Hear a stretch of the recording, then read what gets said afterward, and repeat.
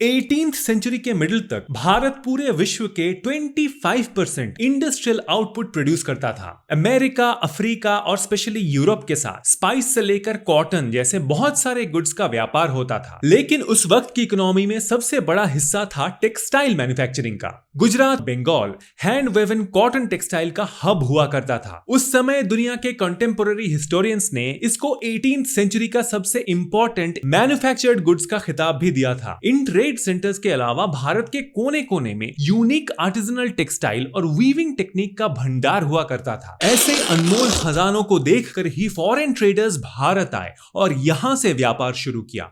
उन्हीं में से एक थे कॉलोनियल ब्रिटिश, जो ग्रेजुअली भारत के सत्ते पर कब्जा जमाया और 200 साल से शोषण किए। इस दौरान देश के सभी अच्छी चीजों के साथ टेक्सटाइल इंडस्ट्री को भी स्ट्रेटेजिकली बर्बाद किया गया। एक्सपोर्ट के नंबर्स तो गिरे ही, इसी के साथ लाखों वीविंग स्टाइल के घराने, वैरायटीज ऑफ हैंडमेड फैब्रिक और मोस्ट इंपॉर्टेंटली कल्चरल इंपैक्ट हमेशा के लिए विलुप्त हो गई। देखते ही देखते ग्लोबल एक्सपोर्ट में भारत का परसेंटेज 25% से लेकर 2% तक गिर गई। दोस्तों, आप देख रहे हैं रूट सीकर और मेरा नाम है कौस्तव। आज के इस वीडियो में हम भारतीय टेक्सटाइल इंडस्ट्री के एवोल्यूशन और इसके चैलेंजेस के बारे में रूट सीकिंग करेंगे और कैसे इसको फिर से रिवाइव करने की कोशिश की जा रही है उस पर भी चर्चा करेंगे। 18th सेंचुरी का इंडस्ट्रियल रेवोल्यूशन ब्रिटेन तथा पूरे दुनिया के लिए एक क्रूशियल फैक्टर थी, जिसकी वजह से ग्लोबल इकोनॉमी एग्रेरियन और हैंडीक्राफ्ट मेथड्स को पीछे छोड़कर इंडस्ट्रियल और मशीन मैन्युफैक्चरिंग की ओर मुड़ी। उससे पहले ग्लोबल मार्केट में टेक्सटाइल के हाई डिमांड को पूरा करता था भारत का हैंडमेड टेक्सटाइल। एक तरह से ये भारत का ग्लोबल इकोनॉमिक डोमिनेंस का प्रतीक भी था। इस इंडस्ट्रियल रेवोल्यूशन के बाद मैकेनाइज्ड क्लोथिंग्स मार्केट में आ चुकी थी, लेकिन रॉ मटेरियल्स के लिए वो भारत में उत्पादित कॉटन और जूट पर ही निर्भर थे। लेकिन ज्यादातर कच्चा माल भारत में टेक्सटाइल बनाने में ही चला जाता था। इसी को रोकने के लिए ब्रिटिश सरकार ने डिस्क्रिमिनेटरी पॉलिसीज अपनाए। ब्रिटिश मार्केट में इंपोर्टेड इंडियन टेक्सटाइल्स के ऊपर टैक्स, इंपोर्ट ड्यूटी और टैरिफ्स बढ़ा दिया गया, जिस वजह से ये चीजें काफी महंगी होने लगी। एज ए रिजल्ट इनकी इंपोर्ट्स भी घट गए। उस समय भारत का तख्त और व्यापार दोनों ही अंग्रेजों के हाथों चला गया था। इसीलिए किसी भी बड़े ग्लोबल मार्केट प्लेस में भारतीय एक्सपोर्टेड गुड्स का कंट्रोल ब्रिटिश कर रहे थे।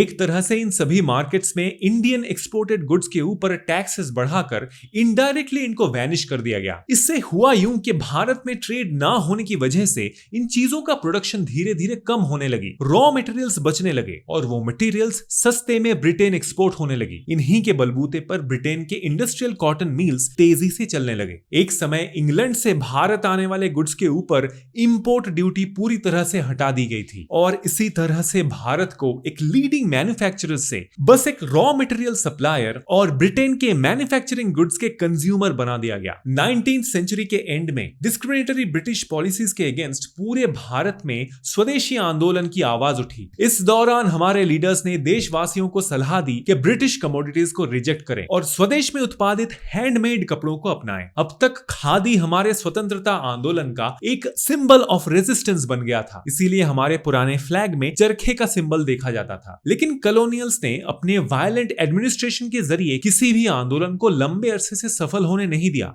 कड़ी जिद्दोजहद के बाद जब 1947 में आजादी मिली, तब भारत के सामने पब्लिक हेल्थ इश्यूज, महामारी, food shortage, educational issues, broken economy जैसे समस्याओं का पहाड़ खड़ा था। टेक्सटाइल इंडस्ट्री का सर्वाइवल ही एक बहुत बड़ी चुनौती बनकर रह गई थी। एग्जिस्टिंग फैसिलिटीज को मशीनरी में कन्वर्ट किया गया और हैंडमेड घराने के टेक्सटाइल्स बस नीश बनकर ही रह गई। इस दौरान ग्लोबल पॉलिटिक्स और इकोनॉमिक सिनारियो काफी बदल चुकी थी। टेक्सटाइल और रॉ मटेरियल का मार्केट अब चाइना डोमिनेट कर रहा था, जो आज भी कायम है। चाइना आज अकेले ही दुनिया का 1/3 क्लोथिंग एक्सपोर्ट करता है और टेक्सटाइल के मामले में अपने नियरेस्ट कंपटीटर से कई गुना आगे है। बांग्लादेश और वियतनाम जैसे एशियन कंट्रीज के रैंक भी भारत से ऊपर है। लेकिन आज सिचुएशन को पूरी तरह से रिवाइव करने की पूरी कोशिश चल रही है। भारत को आज ग्लोबली टॉप इकोनॉमिक पावर के तौर पे देखा जाता है। देश के कंज्यूमर्स के हैबिट नीड बेस्ड होने के बदले एस्पिरेशन बेस्ड होती जा रही है। जहां क्लोथिंग मार्केट का ग्लोबल फ्यूचर ग्रोथ रेट 5% है, वहां भारत का परसेंटेज प्रेडिक्शन है 10%। 10% और इस बढ़ती डिमांड को पूरी कर सकती है देश की दूसरी सबसे बड़ी एम्प्लॉयमेंट सेक्टर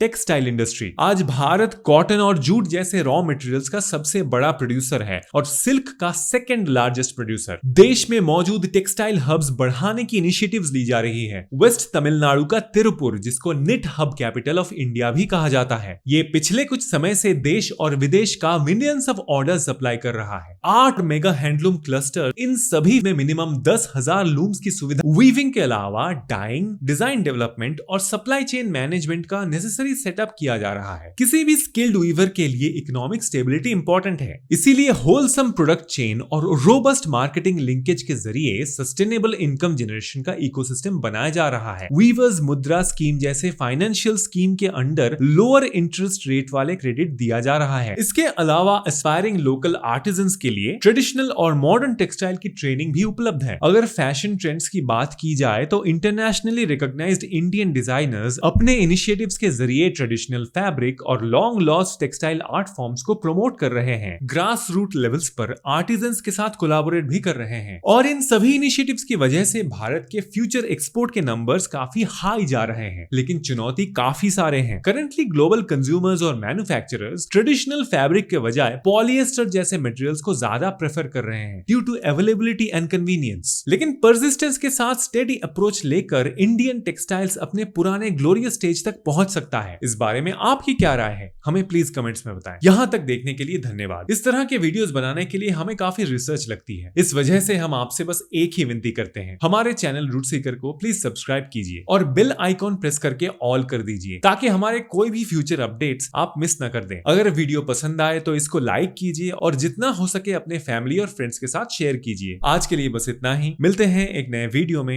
एक नए टॉपिक के साथ। तब तक